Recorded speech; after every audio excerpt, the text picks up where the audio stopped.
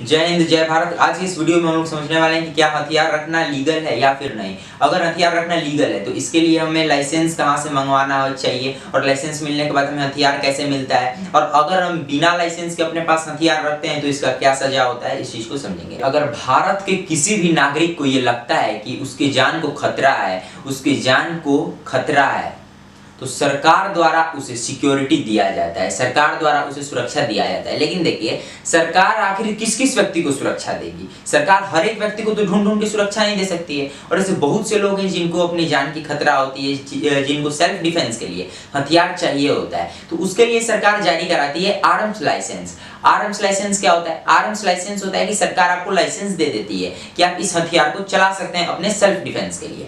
अब देखिए, arms licence में क्या होता है कि आर्म्स लाइसेंस में हम जैसे कि गन हो गया, उसका कारतूस हो गया, इन सब चीजों को खरीद सकते हैं। और इसके अलावा भी ऐसी बहुत सी हथियार होती हैं जो कि आर्म्स लाइसेंस के द्वारा हम खरीद सकते हैं। आर्म्स लाइसेंस एक लाइसेंस होता है मात्र, जैसे कि कार चलाने का लाइसेंस होता है, बाइक चलाने का लाइसेंस होता है, उसी तरीके से हथियार चलाने का लाइसेंस होता है, वही होता है आर्म्स लाइसेंस। ये कोई हथियार नहीं है आर्म्स लाइसेंस। देखिए, आर्म्स लाइसेंस हर किसी को नहीं मिल जाता है। अगर हर किसी को आर्म्स लाइसेंस मिल जाता होगा तो आज हर किसी के पास आर्म्स लाइसेंस होता, अपना खुद का हथियार का लाइसेंस होता, लेकिन ऐसा बिल्कुल भी नहीं होता है। ये विशेष लोगों को ही मिलता है। अगर कोई बहुत बड़ा बिजनेसमैन है उसे मिल सकता है, या फिर कोई सेलिब्रिटी है वो अप्लाई कर सकता है, कोई लीडर है वो अप्लाई कर सकता है, या फिर कोई अगर स्पोर्ट पर्सन है वो भी अप्लाई कर सकता है। निशानेबाजी वगैरह के लिए भी उसका प्रयोग किया जाता है। तो ऐसे ही लोग इसका अप्लाई करते हैं, हर कोई अप्लाई नहीं कर सकता है और हर किसी को ये मिलता भी नहीं है। लाइसेंस उसी को दिया जाता है जिसका मानसिक और शारीरिक रूप से वो ठीक हो, यानी कि वो स्वस्थ हो। वरना पता चलेगा अगर मानसिक रूप से खराब है और उसका दिमाग खराब, वो मार देगा किसी को गोली, अगर उसके पास हथियार आ जाएगा तो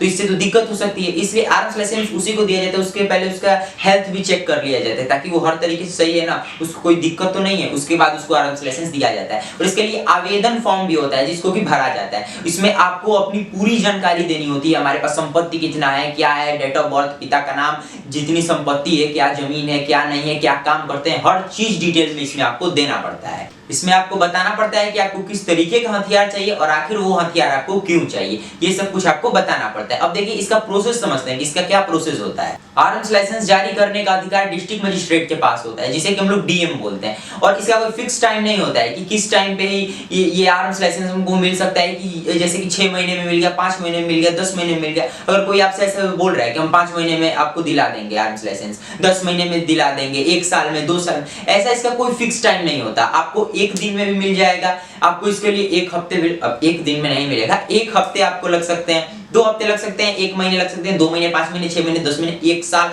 कोई फिक्स टाइमिंग नहीं होता है। ठीक है, जो मैंने आपको इससे पहले बताया कि आपको आवेदन पत्र में क्या क्या भरना पड़ता है, आपका सारा संपत्ति के बारे में, ये सब आपको एक फाइल बना के आपको देनी पड़ती है डिस्ट्रिक्ट मजिस्ट्रेट के पास, यानी कि डीएम के पास, और डीएम आपके फाइल को एसपी के पास भेजता है। अब एसपी क्या करता है? एसपी उस फाइल को लेता है और वो कुछ नहीं करता है। एसपी उस फाइल को लेके आपका जो आप जिस एरिया में रहते हैं उस एरिया के लोकल थाने में उस फाइल को दे देता है। अब वो वहां पे पुलिस वेरिफिकेशन होता है। अब पुलिस वेरिफिकेशन मतलब, यहाँ पे पुलिस वेरिफिकेशन का मतलब होता है कि आपने उस फाइल में जो जो बता रखा है वो पुलिस चेक करता है कि क्या इसने ये सही सही बता रखा है, ये कोई अपराधी तो नहीं है, उसका सारा रिकॉर्ड चेक करता है कि ये कोई अपराधी तो नहीं है, इसका क्या मतलब, इसको क्या वास्तव में जान का खतरा है या फिर क्या है, हर चीज चेक करता है। आपकी संपत्ति कितनी है, जो जो आपने उसमें बता रखा है उस चीज को पहले वो वेरीफाई करेगा क्या ये सही है या फिर नहीं है। अगर ये चीज सही निकला, हर चीज हो गया यहाँ पे, तो वो फिर आपके फाइल को जो लोकल आपका जो थाना होगा वो फाइल को क्या करेगा, एसपी के पास दोबारा भेज देगा। और फिर अब वहां पे एसपी पता कराता है कि पूरे देश में आपने कहीं कुछ अपराध तो नहीं किया है, आप कहीं अपराधी तो नहीं है। हर चीज जब यहां से जब हर चीज पता हो जाता है तब फिर एसपी आपके फाइल को लेकर डीएम के पास भेज देता है दोबारा।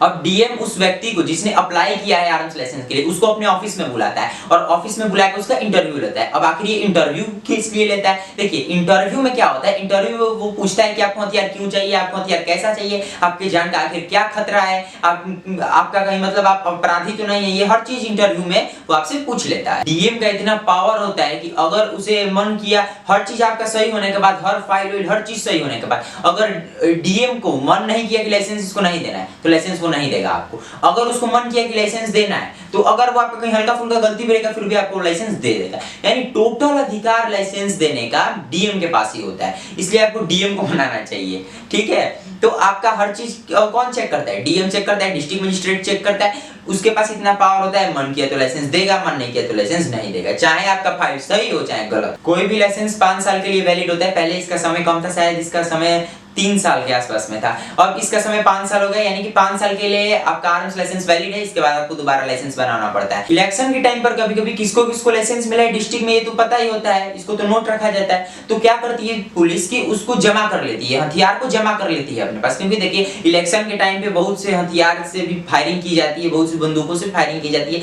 इसके लिए क्या करता है कि किसी को खतरा ना हो कुछ भी, इसलिए जो लीगल हथियार होती है उसको जमा कर लिया जाता है। अब इलीगल आप क्या रखें क्या नहीं रखें उसको क्या पता। किसी भी व्यक्ति को 2 से ज्यादा हथियार रखने का इजाजत बिल्कुल भी नहीं है, और आप हथियार को बिल्कुल भी दिखावे के लिए प्रयोग नहीं कर सकते। अगर आप फायरिंग करते हुए किसी बंदूक से वीडियो पोस्ट कर दिए, आपका वो लाइसेंस गन है, यानी कि आपको वो लाइसेंस द्वारा मिला है गन, आपका एकदम से वो लीगल बंदूक है, फिर भी आपके ऊपर कार्रवाई की जा सकती है अगर आप इस तरीके से उटपटांग हरकत करेंगे तब। शादी या फिर किसी भी पार्टी में हथियार का प्रयोग बिल्कुल नहीं कर सकते हैं। आप कभी भी गन फायरिंग नहीं कर सकते हैं शादी में। देखिए पहले लोग फायरिंग करते थे, उतना ध्यान नहीं दिया जाता था, अब एकदम से साफ आदेश आ गया है कि आप शादी में या फिर किसी भी पार्टी में फायरिंग बिल्कुल भी नहीं कर सकते। अगर आप फायरिंग करते हैं तो 2 से 3 साल तक की आपको सजा हो सकती है, और फाइन तो अलग ही हो सकती है। और ये आपके पास अगर लाइसेंस है उस गन का तब, अगर लाइसेंस नहीं है गन का मेरे पास और मैं अगर फायरिंग कर रहा हूं और शादी में, और किसी ने देख लिया, उसका रिकॉर्डिंग करके अगर दिखा दिया, अगर थाने में उसकी कंप्लेन कर दी, तो इस पे बहुत ही खतरनाक तरीके से कार्रवाई की जा सकती है। अगर आपके पास लाइसेंस है बंदूक का, अगर आपके पास बंदूक है तो आप वो किसी और को नहीं दे सकते। सिर्फ बंदूक ही नहीं, अगर आपके पास कोई भी हथियार हो जिसका कि आपके पास लाइसेंस है, वो आप किसी और को नहीं दे सकते हैं। और अगर आपने दिया और अगर कुछ हुआ तो उसका सिर्फ और सिर्फ जितना रिस्पांसिबिलिटी है वो आपकी है। क्योंकि देखिए हथियार तो आपको सरकार जरूर देती है, लेकिन उसका रिस्पांसिबिलिटी, उसकी जिम्मेदारी आपको दे देती है। अगर उसके साथ कुछ भी गलत हुआ तो वो सिर्फ और सिर्फ जिम्मेदारी आपकी है, ठीक है। और देखिए इसका सेल्फ डिफेंस के लिए प्रयोग किया जाता है। आप इस हथियार द्वारा किसी को डरा धमका नहीं सकते। अगर आप किसी को डराते धमकाते हैं इस हथियार द्वारा, अगर वो कंप्लेन कर दिया, आप पे बहुत ही खतरनाक कार्रवाई हो सकती है। आर्म एक्ट 1959 के अनुसार अगर आपके पास बिना लाइसेंस का हथियार है तो आपको 5 साल तक की सजा होती थी, लेकिन ये पहले का रूल था। अब क्या हो गया है कि अगर आपके पास बिना लाइसेंस का कोई हथियार अगर पकड़ा जाता है तो आपको 7 से लेकर 15 साल तक की सजा हो सकती है। किसी की भी पावर नहीं है कि आपको बचा सके अगर आप पकड़े गए हैं तो। क्योंकि देखिए कोर्ट के अंदर बड़े बड़े नेता मंत्री की हालत खराब हो जाती है। जो जितने गुंडे और माफिया होते हैं सबके सब मान लीजिए कि किसी नेता से भी वो भिड़ जाएंगे, उसको भी धमका देंगे, लेकिन किसी भी जज को या फिर किसी भी कोर्ट में जाकर धमकाना किसी के भी बस की बात नहीं है। इसलिए अगर आपके पास लीगल हथियार है तो ठीक है, अगर लीगल हथियार नहीं है तो आप कितना भी सोर्स लगाते रह जाइए, अगर आपको एक बार कोई पकड़वा दिया या एक बार आप नजर में चले गए कोर्ट के, तो कुछ भी हो जाए आपको सजा देकर ही रहेगी, और किसी में इतनी क्षमता नहीं है कि आपको वो रोक सके और आपको बचा ले। देखिए हथियार रखना कोई अपराध नहीं है, इतना मैंने आपको सब बता दिया, इसमें आपको समझ ही में आ